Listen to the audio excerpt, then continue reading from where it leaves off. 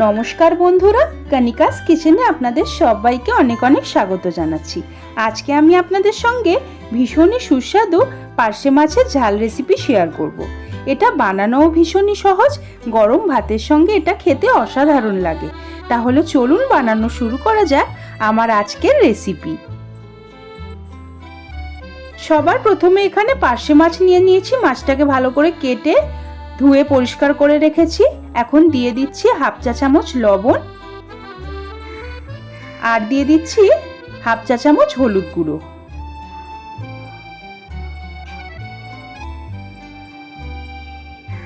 এখন মাছের গায়ে ভালো করে লবণ আর হলুদটা মাখিয়ে নিচ্ছি। লবণ হলুদ মাখানো হয়ে গেলে মাছগুলোকে এবার ভেজে নেওয়ার পালা। তার জন্য আমি একটা গরম কড়াইতে 3 টেবিল চামচ মতন রিফাইন্ড অয়েল দিয়ে দিচ্ছি। আপনারা চাইলে এখানে অবশ্যই মাস্টার্ড অয়েলও ব্যবহার করতে পারেন। তেল খুব ভালো মতন গরম হয়ে গেলে একে একে লবণ হলুদ মাখিয়ে রাখা মাছগুলো ছেড়ে দিচ্ছি। তেল কিন্তু খুব ভালো করে গরম করতে হবে, না হলে মাছ কড়াইয়ের গায়ে লেগে যাবে। এক পিঠ ভাজা হয়ে গেলে আমি উল্টে দিচ্ছি।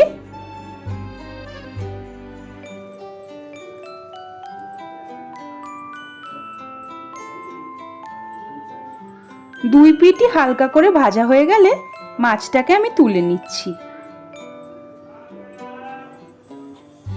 এখন আমি ওই একই তেলের মধ্যে ফোড়নে কালো জিরে দিয়ে দিচ্ছি। ফোড়ন ভাজা হয়ে গেলে একটা বড় সাইজের পেঁয়াজ কুচি এখানে দিয়ে দিচ্ছি। পেঁয়াজটাকে এখন ভালো করে নেড়েচেড়ে ভেজে নিতে হবে।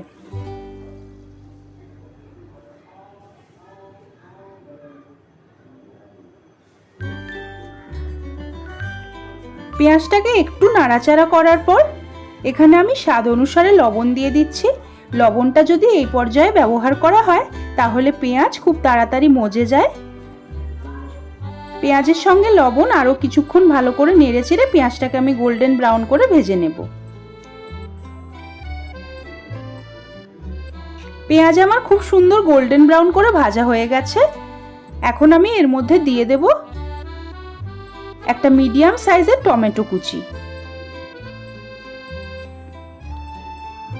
পেঁয়াজ আর টমেটো আবারও ভালো করে নেড়েচেড়ে মিনিট 2 ভেজে নেব।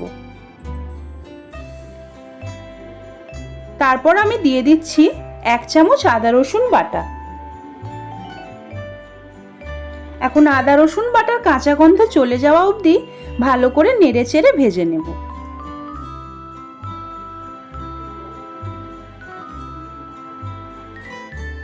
আদা রসুন বাটা ভাজা হয়ে গেলে মশলার মধ্যে আমি এখানে দিয়ে দিচ্ছি হাফ চামচ মতন হলুদ গুঁড়ো আর হাফ চামচ মতন লাল লঙ্কার গুঁড়ো। এখানে আমি কাশ্মীরি লাল লঙ্কার গুঁড়ো ব্যবহার করিনি, এমনি লাল লঙ্কার গুঁড়োই ব্যবহার করেছি। নেড়েচেড়ে এখন মশলাটাকে ভালো করে কষিয়ে নেব। সবশেষে আমি এখানে সামান্য একটু চিনি দিয়ে দিচ্ছি, 1 চামচ মতন। চিনি দিলে তরকারির কালার ভালো হয় আর স্বাদটা ব্যালেন্স হয়ে যায়। আপনারা চাইলে এটাকে স্কিপও করতে পারেন। এখন ভালো করে মশলাটাকে আবারও কষিয়ে নিচ্ছি। মশলা থেকে এখন তেল ছাড়তে শুরু করেছে।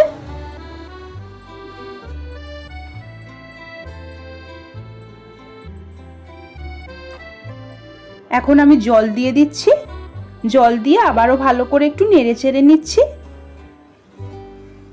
জল দেওয়ার পর আমি এখানে 3টে গোটা কাঁচা লঙ্কা দিয়ে দিয়েছি। ঝোল যখন খুব সুন্দরভাবে ফুটতে শুরু করবে তখন আমি ভেজে তুলে রাখা পার্শে মাছগুলোকে একে একে দিয়ে দিচ্ছি।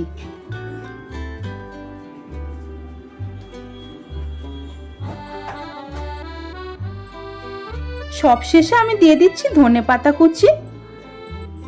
এখন ধনেপাতা কুচি দিয়ে ভালো করে একটু নেড়েচেড়ে নিলেই তৈরি হয়ে যাবে ভীষণই সুস্বাদু পার্শে মাছের ঝাল। দেখুন বন্ধুরা, দেখতে কি সুন্দর লাগছে, ভীষণই লোভনীয় স্বাদের হয় এটা। পার্শে মাছের ঝাল আমার একদম তৈরি। এখন আমি এটাকে নামিয়ে নিচ্ছি। আমি এটা গরম ভাতের সঙ্গে পরিবেশন করব। আপনারা এইভাবে একবার বানিয়ে দেখবেন বন্ধুরা, আপনাদেরও ভীষণ ভালো লাগবে। ভালো লাগলে আমার ভিডিওটিকে একটি লাইক করার অনুরোধ রইল।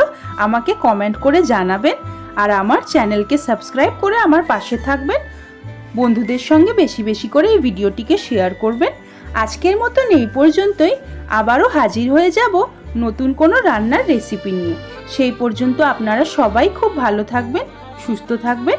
এতক্ষণ পাশে থাকার জন্য আপনাদের অনেক অনেক ধন্যবাদ জানাচ্ছি।